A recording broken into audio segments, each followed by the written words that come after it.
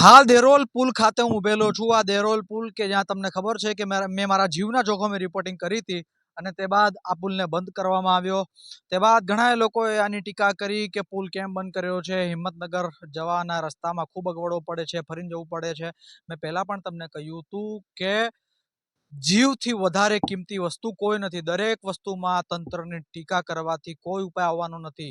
તંત્ર જ્યારે સારું કામ કરે છે ત્યારે તંત્રની સરાહના કરવી પડે છે, સિસ્ટમની અને સરકારની સરાહના કરવી પડે અને કરીશું પણ ખરા। કારણ કે દરેક વાત એમની ટીકા થોડી હોય।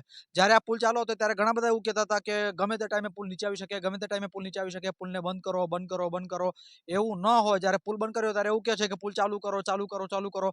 થોડીક અગવડતા પડે છે, મને પણ ખબર છે। છેક ફરીને જવું પડે છે, હિંમતનગર જવું હોય તો, હિંમતનગરથી આવવું હોય તો ફરીને આવવું પડે છે।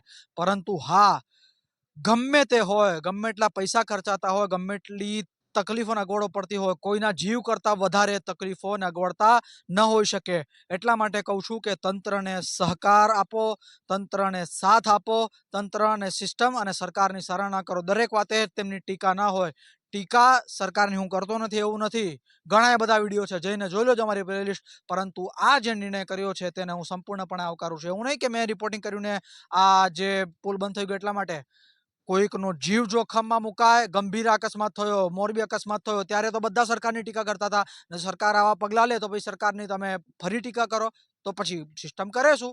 સરાહના કરો સરકારની, સિસ્ટમને સાથ આપો, સહકાર આપો, પુલ જલ્દીથી જલ્દી બને। સરકારને અને સિસ્ટમને પણ કહીએ છીએ કે પુલ જલ્દીથી જલ્દી બનાવો અને કામ જલ્દીથી જલ્દી પૂરું થાય તેનું ધ્યાન રાખો, ત્યારે લોકોને અગવડતા ઓછી પડે। Thank you so much.